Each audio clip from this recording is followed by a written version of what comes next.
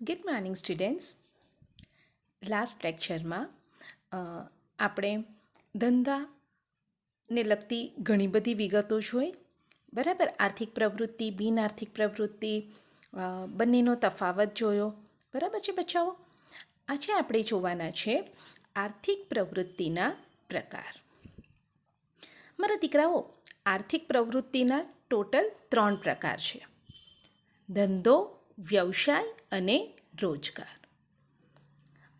આગળ પ્રસ્તાવનામાં મેં કીધું હતું કે આપણે આ દરેક ટૉપિકની આ જ પ્રકરણમાં પાછળથી સમજૂતી મેળવવાના છે. એ સમજૂતી હવે શરૂ થઈ ગઈ છે. બરાબર. સૌથી પહેલાં તો બચ્ચાઓ એક્ઝામ રિગાર્ડિંગ પ્રશ્નની વાત કરીએ તો ધંધો એટલે શું? આ તમને 1 માર્કમાં પૂછી શકાય. બરાબર. ત્યારબાદ આપણે વાત કરીએ તો ધંધાની વ્યાખ્યા આપી તેની લાક્ષણિકતાઓ સમજાવો. શબ્દપ્રયોગ મારો ધ્યાનથી જોજો. તેની લાક્ષણિકતાઓ સમજાવો. બરાબર દીકરાઓ? તો આ કેટલો થઈ ગયો? કેટલા માર્ક્સનો ક્વેશ્ચન થઈ ગયો તમારો? 5 માર્ક્સનો. પરંતુ તમને એવું પણ પૂછી શકાય, ધંધો એટલે શું? તેની લાક્ષણિકતાઓ જણાવો. તો તમારે ફક્ત 1 માર્કમાં ધંધાની વ્યાખ્યા લખવાની છે અને બાકીના 1 માર્કમાં એની લાક્ષણિકતાઓ લખવાની છે, સમજાવવાની નથી. ફક્ત આ જે રેડ પેનથી મેં પોઈન્ટ લખેલા છે એ પોઈન્ટ જ તમારે સમજાવવાના છે. બરાબર દીકરાઓ? તો શરૂઆત કરીએ આપણે ધંધો એટલે શું. બરાબર. સૌથી પહેલાં તો આ ધંધો શબ્દ આવ્યો ક્યાંથી? બરાબર. તો ધંધાને ઇંગ્લિશમાં આપણે શું કહીએ? બિઝનેસ. બરાબર. તો આ બિઝનેસ શબ્દ અંગ્રેજી શબ્દ બીઝી ઉપરથી ઉતરી આવેલો છે. બીઝી ઉપરથી ઉતરી આવેલો છે અને તેનો અર્થ શું થાય? બીઝીનો અર્થ શું થાય? બરાબર. તો એનો અર્થ થાય વ્યસ્ત રહેવું અથવા સતત પ્રવૃત્તિમય રહેવું. આપણે કહીએ ને ભાઈ તું તો બહુ બિઝી રહે. બરાબર. બહુ બિઝી રહે એટલે સતત પ્રવૃત્તિમય રહે અથવા તો સતત કામમાં રહે. તો આ બીઝી શબ્દ ઉપરથી બચ્ચાઓ બિઝનેસ શબ્દ બનેલ છે અને બિઝનેસને આપણે ગુજરાતીમાં શું કહીએ છીએ? ધંધો. તો ધંધાની શરૂઆત શેના ઉપરથી થઈ? તમને કોઈ પૂછે કે ભાઈ ધંધો શબ્દ આવ્યો ક્યાંથી? તો કે અંગ્રેજી શબ્દ બિઝનેસ જે શેના ઉપરથી ઉતરી આવેલો છે? બીઝી શબ્દ ઉપરથી. અને એનો અર્થ શું થાય? તો કે સતત પ્રવૃત્તિમય રહેવું અથવા સતત વ્યસ્ત રહેવું. બરાબર. તો આ થઈ ધંધો કેવી રીતે શરૂ થયો એની વાત. હવે એની વ્યાખ્યા જોઈએ તો કે ધંધો એટલે નફાના હેતુથી કરવામાં આવતી કોઈ પણ પ્રકારની કાયદેસરની આર્થિક પ્રવૃત્તિ. મારા દીકરાઓ સમજો. ધંધો એટલે નફાના હેતુથી. સૌથી પહેલાં જ મેં વાત કરેલી હતી કે ધંધો નફા વગર કોઈ વ્યક્તિ ધંધો કરે નહીં. બરાબર. એટલે ધંધો એટલે શું? તો કે નફાના હેતુથી કરવામાં આવતી કોઈ પણ પ્રકારની કેવી? કાયદેસરની. ગેરકાયદેસરની નહીં. કાયદો જેને માન્યતા આપે છે એવી તમામ પ્રકારની આર્થિક પ્રવૃત્તિ. બરાબર. તો ધંધાની વ્યાખ્યા અહીંયા તમને સમજ પડી ગઈ હશે. બરાબર. હવે આપણે જોવાના છે ધંધાની લાક્ષણિકતા. શું જોવાના છે? ધંધાની લાક્ષણિકતા. ઓકે.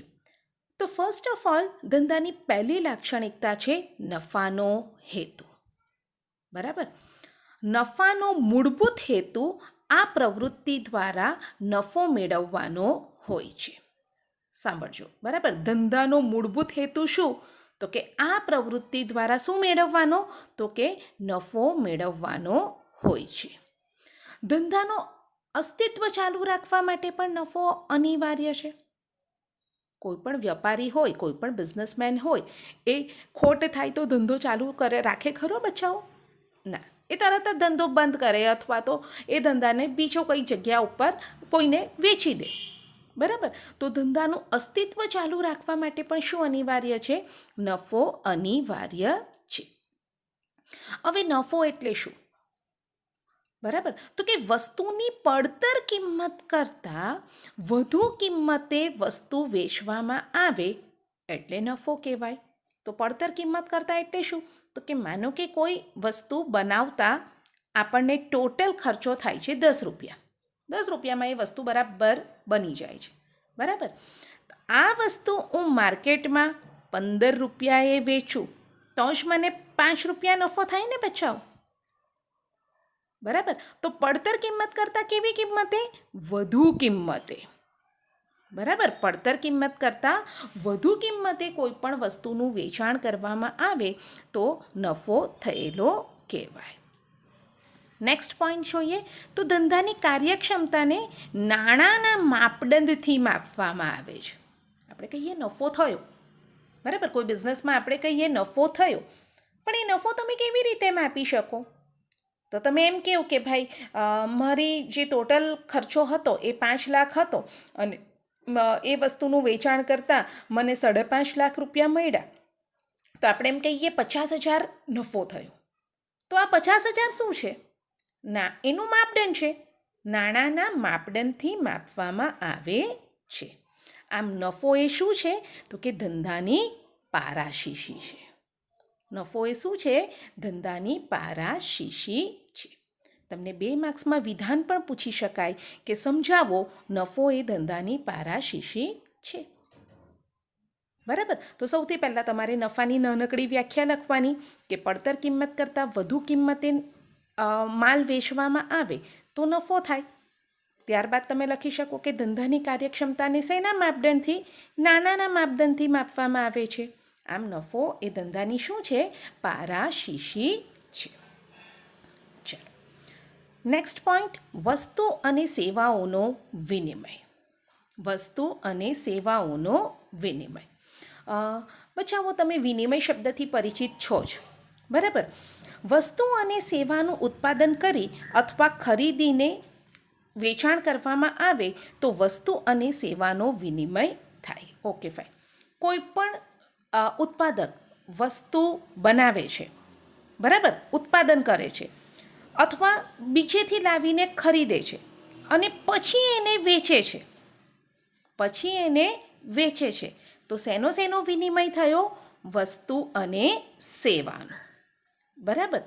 આ વસ્તુમાં બચ્ચાઓ બે પ્રકાર હોઈ શકે. તો કે વસ્તુમાં ભૌતિક સ્વરૂપની વસ્તુ પણ હોઈ શકે અને અભૌતિક સ્વરૂપની સેવા પણ હોઈ શકે. ફોર એક્ઝામ્પલ, ઇલેક્ટ્રોનિક વસ્તુનું ઉત્પાદન કરીને વેચાણ કરવામાં આવે તો તે વસ્તુને ભૌતિક સ્વરૂપનું વેચાણ કહેવાય. Okay fine. કોઈક બલ્બ બજાજ કંપની છે. ફોર એક્ઝામ્પલ, બજાજ કંપની છે એ ફેન બનાવે છે અથવા ટ્યુબલાઇટ બનાવે છે. બરાબર. અને એનું વેચાણ કરે છે. તો એ કયા સ્વરૂપનું થયું? ભૌતિક સ્વરૂપનું વસ્તુનું વેચાણ થયું. બરાબર. પણ સેકન્ડ થિંગ, DGVCL દ્વારા વિદ્યુત સેવા પૂરી પડાય છે. તો આ કેવી છે? આ સેવા છે, પણ કેવી સેવા છે? અદૃશ્ય સેવા. એ વિદ્યુત પ્રવાહ જે જાય છે એને આપણે જોઈ શકતા નથી. બરાબર. તો એનો સેકન્ડ ટોપિક છે વસ્તુ અને સેવાનો વિનિમય. થર્ડ ટોપિક છે બચ્ચાઓ જોખમ અને અનિશ્ચિતતા. સમજો હા બચ્ચાઓ, જોખમ અને અનિશ્ચિતતા. તો કે ધંધામાં જોખમ અને અનિશ્ચિતતા ભરપૂર પ્રમાણમાં રહેલા છે. કેમ? તો કે ભાઈ ક્યારે નફો થાય, ખોટ થાય, બંનેનું જોખમ રહેલું છે.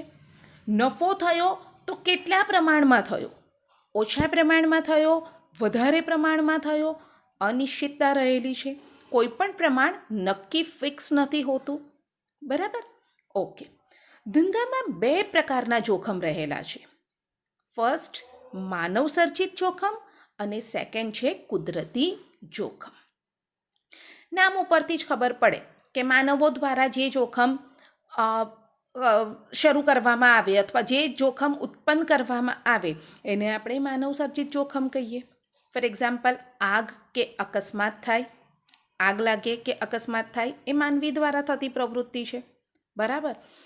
કર્મચારીઓ હડતાલ પર જાય, ચોરી લૂંટફાટ માનવ દ્વારા થાય, ગ્રાહકોની પસંદગીમાં ફેરફાર થાય, ફોર એક્ઝામ્પલ અત્યારની વાત કરીએ તો માનો અત્યારે બોયઝ સ્ટુડન્ટની વાત કરીએ તો એને ફંકી જીન્સ વધારે ગમે છે, બરાબર. માનો 6 મહિના પછી આ આઉટ ઓફ ફેશન થાય, લોકોને નહીં ગમે, લોકો પહેરીને કંટાળી જાય, તો એ લોકો બીજી વસ્તુની માંગ કરે, તો પસંદગીમાં ફેરફાર થયો, બરાબર. માંગમાં સડનલી ઘટાડો થઈ જાય, જે વસ્તુનું ઉત્પાદન થતું હોય અથવા બજારમાં વસ્તુઓ હોય, પણ કોઈક અમુક કારણોસર લોકો એની માંગ ઘટાડી દે, લોકો એ વસ્તુને ખરીદવાનું ઓછું કરી નાખે, લોકોની જીવનશૈલીમાં ફેરફાર થાય. ખ્યાલ આવે છે? જીવનશૈલીમાં ફેરફાર થાય એટલે શું? તો કે તમારી જ વાત કરીએ તો માનો આપણા ઘરની કુલ આવક 10,000 હોય, ત્યારે આપણી લાઈફસ્ટાઈલ કેવી હોય, ત્યારે આપણી કેવી જીવનશૈલી હોય, બરાબર. અને માનો એ આવક આપણી 50,000 થઈ જાય, તો ત્યારે કેવી જીવનશૈલી હોય. જ્યારે 10,000 હોય ત્યારે આપણી વસ્તુની માંગ ઓછી હોય, અને 50,000 થાય તો વસ્તુની માંગ વધે, બરાબર. લોકોની રુચિ, ટેવ, હરીફાઈ, ટેકનોલોજીમાં ફેરફાર, બરાબર. આ બધા કેવા જોખમો છે બચ્ચાઓ? માનવ સર્જિત જોખમો છે. એની સામે આપણે વાત કરીએ તો કુદરતી જોખમ, તો કે સુનામી, ભૂકંપ, વાવાઝોડું, કુદરતી આફત, બરાબર. આ બધી કુદરતી રીતે ઉત્પન્ન થયેલા જોખમો છે. તો આ બંને જોખમો એટલે કે માનવ સર્જિત જોખમ અને કુદરતી જોખમની ધંધા પર વિપરીત અસર થાય છે. વિપરીત અસર એટલે કે નેગેટિવ ઇફેક્ટ થાય છે, અને તેને કારણે વળતર કેવું બને છે? અનિશ્ચિત બને છે, એટલે કે ફિક્સ રહેતું નથી, ક્યારેક નફો તો ક્યારેક ખોટ થવાની પણ સંભાવના રહેલી છે, બરાબર. અને ક્યારેક શું થાય છે? નુકસાન પણ થાય છે. તો આમ જોખમ અને અનિશ્ચિતતાને કારણે પણ ધંધામાં પ્લસ માઇનસ થતા રહે છે, એટલે કે નફો ને નુકસાન ઉદ્ભવતા રહે છે. નેક્સ્ટ ટોપિકની વાત કરીએ તો તુષ્ટિગુણનું સર્જન. બચ્ચાઓ, આ તુષ્ટિગુણ શબ્દ કદાચ તમે ઇકોનોમિક્સમાં સામાજિક વિજ્ઞાનમાં ઇકોનોમિક્સમાં શીખીને આવ્યા હશો, 11થમાં પણ શીખશો અર્થશાસ્ત્ર વિષયમાં.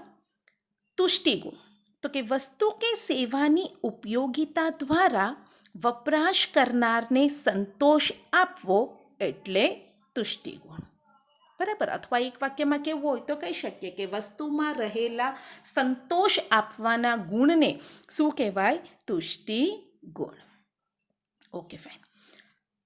વેપારી કાચા માલનું તૈયાર માલમાં રૂપાંતર કરે છે. વેપારી શું કરે છે? કાચા માલનું તૈયાર માલમાં રૂપાંતર કરે છે અને એને વપરાશ યોગ્ય બનાવે છે, પહેરવા લાયક બનાવે છે, બરાબર. તો આ કયા સ્વરૂપનું તુષ્ટિગુણ થયું? સ્વરૂપ તુષ્ટિગુણ, બરાબર. તુષ્ટિગુણના પણ અલગ અલગ પ્રકાર છે. તો સ્વરૂપ તુષ્ટિગુણનું સર્જન થયું. કાચા માલમાંથી તૈયાર માલમાં વસ્તુનું ઉત્પાદન થયું એટલે એનું સ્વરૂપ બદલાયું. ફોર એક્ઝામ્પલ, રૂમાંથી કાપડ બન્યું, બરાબર. રૂમાંથી કાપડ બન્યું, બરાબર. તો સ્વરૂપ તુષ્ટિગુણનું સર્જન થયું. સેકન્ડ, માલ ઉત્પાદન સ્થળેથી ઉપભોગતા સ્થળે લઈ જવામાં આવે.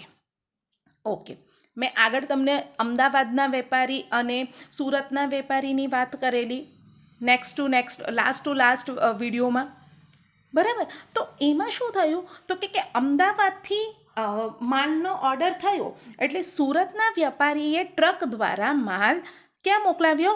અમદાવાદ મોકલ્યો. એટલે કયા તુષ્ટિગુણનું સર્જન થયું? સ્થળ તુષ્ટિગુણનું સર્જન થયું, બરાબર. આગળ આપણે વાત કરીએ તો કે માલની જરૂરિયાત ન હોય ત્યારે તેનો સંગ્રહ કરી જરૂરિયાત સમયે માલ પૂરો પાડવામાં આવે. ઓકે, માલની જરૂરિયાત નથી. ફોર એક્ઝામ્પલ, હજુ શિયાળો આવવાની વાર છે, બરાબર. અને પરંતુ આપણે ત્યાં સ્વેટરનું ઉત્પાદન શરૂ થઈ ગયું, સ્વેટર બની ગયા. તો શું કરવાનું? તો એનો સંગ્રહ કરી, એટલે કે એક જગ્યા ઉપર રાખીને જ્યારે જરૂર પડે, એટલે કે શિયાળાના સમયમાં જરૂર પડે, આ માલ પૂરો પાડવામાં આવે તો તેને કયું તુષ્ટિગુણ ત્યારે કયું તુષ્ટિગુણનું સર્જન થયું કહેવાય? તો કે સમય તુષ્ટિગુણનું સર્જન થયું કહેવાય. ખ્યાલ આવી ગયા બચ્ચાઓ? તુષ્ટિગુણના ટોટલ 3 પ્રકાર અહીંયા જોયા આપણે: સ્વરૂપ તુષ્ટિગુણ, સ્થળ તુષ્ટિગુણ અને સમય તુષ્ટિગુણ. નેક્સ્ટ 5મો પોઈન્ટ આપણે જોઈએ, પ્રવૃત્તિનું સાતત્ય. બરાબર, સૌથી પહેલાં તો સાતત્ય એટલે શું? તો કે સતત ચાલવું, અટકવું નહીં જોઈએ, સતત ચાલવું જોઈએ. બરાબર, તો કે ધંધાના વ્યવહારો નિયમિત અને સતત ચાલે છે તો જ બચ્ચાઓ નફો થાય ને. એક દિવસ વેપારી દુકાન ખોલે, બીજે દિવસે બંધ કરી દે, ત્રીજે દિવસે ખોલે, પાછી 2 દિવસ બંધ કરી દે, તો એની દુકાને કોઈ નિયમિત ગ્રાહક વર્ગ જશે ખરો? નિયમિત ગ્રાહક વર્ગ જશે નહીં. બરાબર, એટલે ધંધાના વ્યવહારો કેવા ચાલવા જોઈએ? નિયમિત અને સતત ચાલવા જોઈએ. ઓકે, વેપારી નફાના આશયથી સતત ખરીદી અને વેચાણ કરે છે. બટ ઓબ્વિયસલી આપણે વાત કરીએ આગળ એ જ રીતે, ધંધો એક શેના ઉદ્દેશથી? નફાના ઉદ્દેશથી. તો કે આ નફો મેળવવાના ઉદ્દેશથી વેપારી શું કરે છે? તો કે સતત માલની ખરીદી અને વેચાણ કરે છે. બચ્ચાઓ અહીંયા ધ્યાનથી એક ઉદાહરણ જોજો. બરાબર, માની લઈએ કોઈ એક ઉત્પાદક કે વેપારી પોતાના રહેવા માટે ઘર બનાવે છે. એ પોતે રહેવાનો હોય એટલે સરસ મજાનો બંગલો બનાવે છે. બરાબર, અને કોઈક અગમ્ય કારણોસર એ બંગલો એ વેચી દે છે.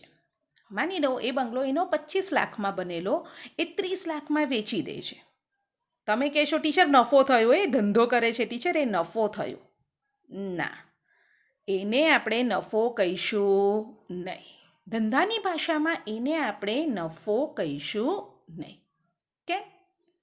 ભાઈ, એ વેપારીએ તો એ ઘર વેચવા માટે મકાન બનાવેલું હતું. એ કંઈ મકાનની લેવેચ થોડી કરે છે. એ કંઈ મકાન બનાવીને વેચે એવું કાર્ય થોડું કરે છે.